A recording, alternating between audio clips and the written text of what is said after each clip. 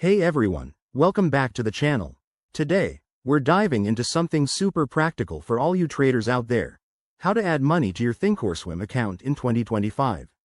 If you're new to trading or just upgrading your setup, Thinkorswim by TD Ameritrade is an awesome platform for stocks, options, and more. But first things first, let's get that funding sorted so you can start making moves. To kick things off, make sure you're logged into your Thinkorswim account.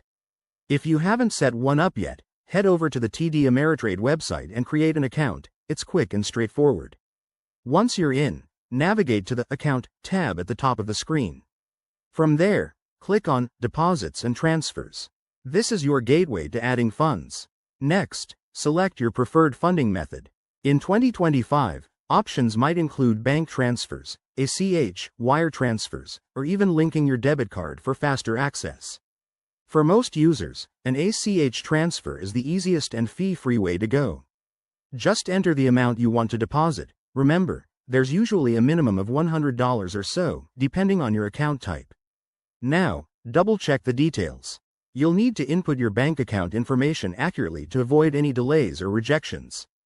Thinkorswim will prompt you to verify your bank through a small test deposit, which is a standard security step. Once that's done, hit Submit and confirm the transaction. Processing times can vary.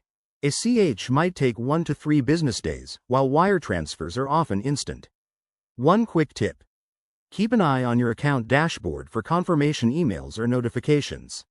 If you run into any issues, like an error message, check that your bank details are correct or contact TD Ameritrade support. They're usually helpful and responsive. And there you have it.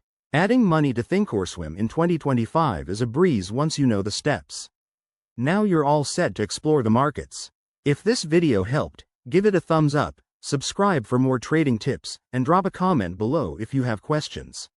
Let's make 2025 your best trading year yet. Thanks for watching, and I'll see you in the next one.